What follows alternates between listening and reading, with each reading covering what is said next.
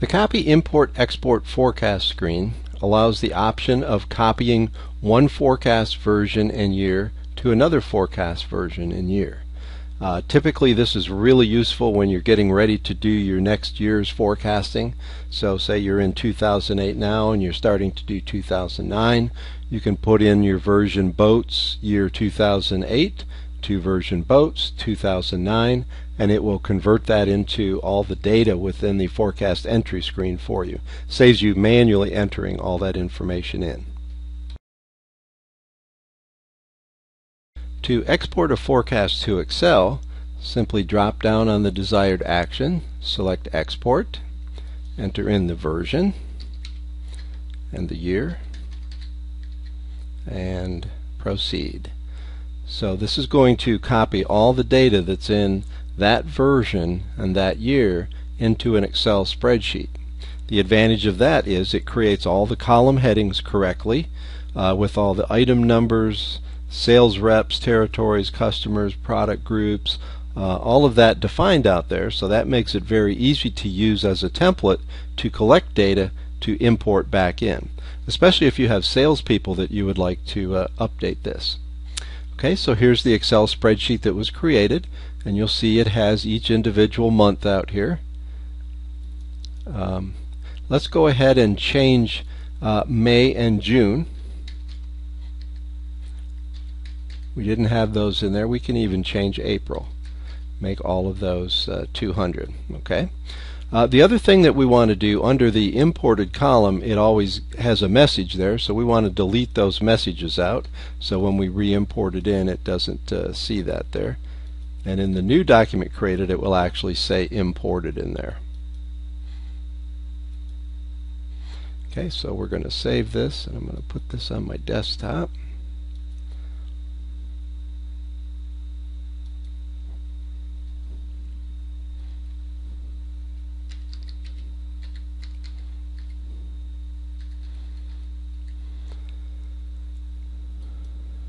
Okay, so that's saved as a template to be updated to import later.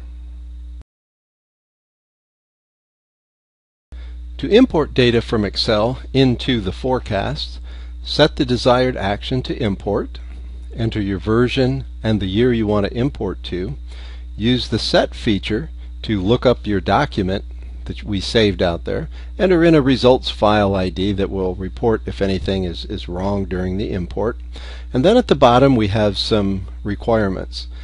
If assume missing sales rep customer territories as unspecified when required is checked, then if you had any of those product groups that are requiring sales reps, customers, territories, but you didn't put them in the spreadsheet, then it'll set them to unspecified, as we saw in the forecast entry screen for all other customers or all other territories or all other sales reps. If use item class, if item is listed without a product group is checked, then any items imported without a forecast product group will use the item class assigned to the item as a forecast product group. If a forecast product group exists with an ID equal to the item class, it will be used. The item will be added to the forecast product group if it didn't exist in that group. If there is no forecast product group equal to the item class, the new forecast product group will be created. The item will be added to that group, then added to the forecast. If add items to product group if necessary and not an allocated product group is checked, then any items imported with the forecast product group, but the item is not currently defined in the forecast product group, it will be added to the product group defined in the import document as unallocated, and the item will be added to the forecast version. On the bottom we see action when forecasts exist.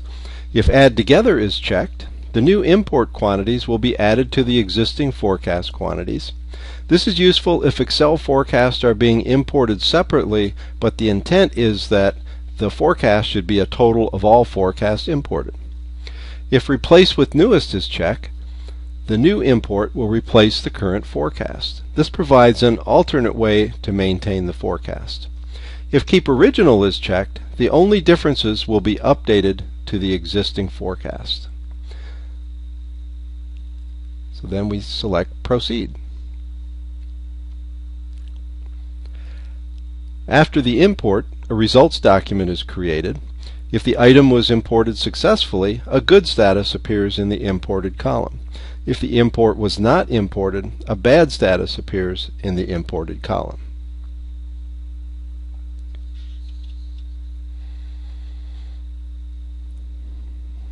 When this is complete, we'll go back in and look at our forecast entry so we can see the changes that we made. And you'll see that 5 rows were checked and there were no bad rows. So the results document will show all good imports. Okay, so let's go back into our forecast entry.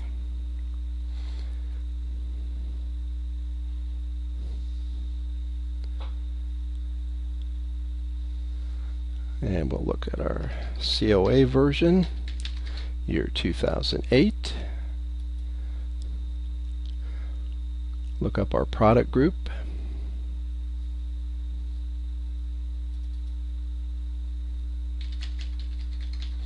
We can enter our item in, click on the forecast. Okay, you'll see that our May and June numbers are now in here. Okay, so that's how easy it is to update data from Excel into the forecast module.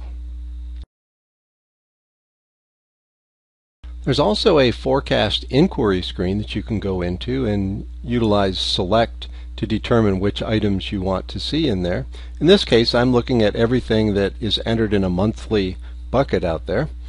So you'll see here's all of the items, including my sailboats and the other shafts that we were using. Now you'll notice that the sailboats each have a 1 in January here.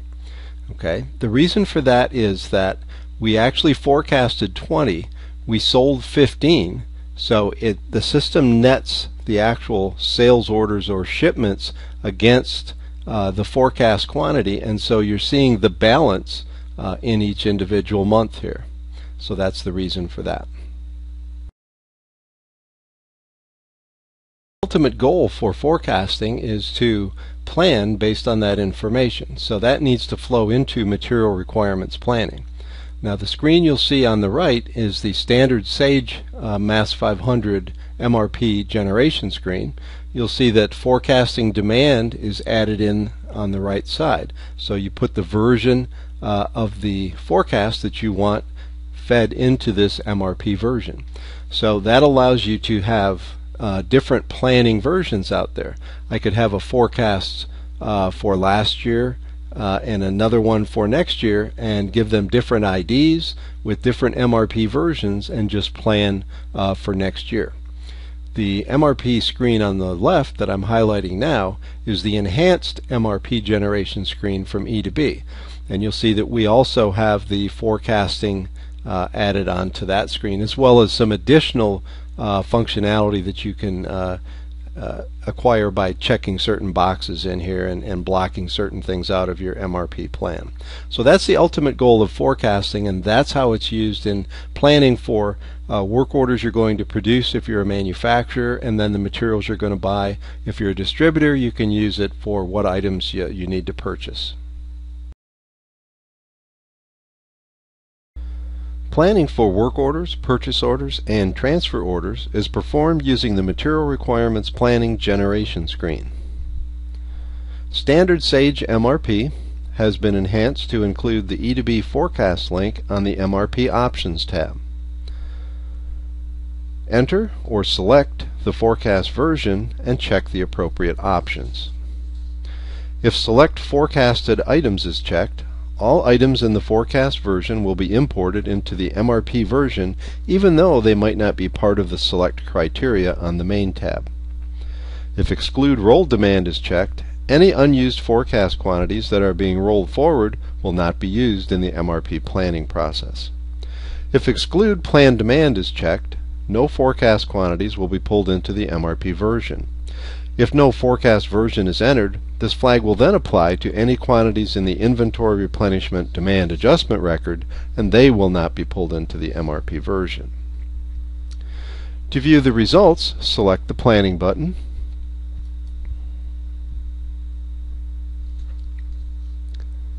Processing is performed on the Planned Orders tab.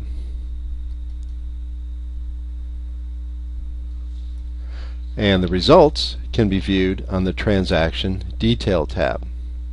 So if we go to the Item Summary, select the item, go to the Transaction Detail tab. Okay. Down on the grid, the projected demand transactions have come from E2B forecast module and are used in the creation of planned work orders, purchase orders, transfer orders based on the item's replenishment settings. You'll see in this case, planned work orders have been created to satisfy the projected forecast demand.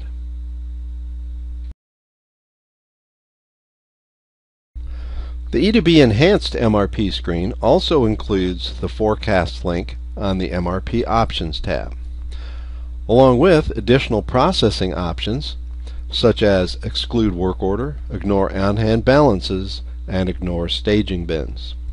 Again, enter the forecast version and select the appropriate options. To view the results, again, select the Planning button. Processing is performed on the Planned Orders tab, which again includes additional processing options.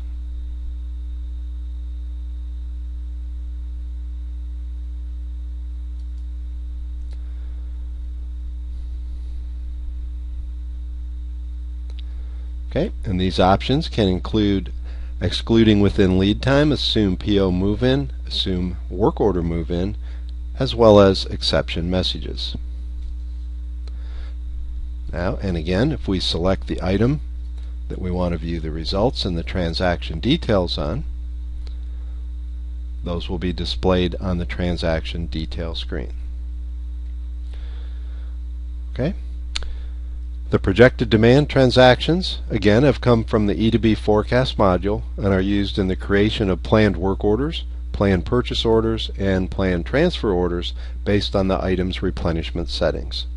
And again, planned work orders have been created to satisfy the demand of the forecast.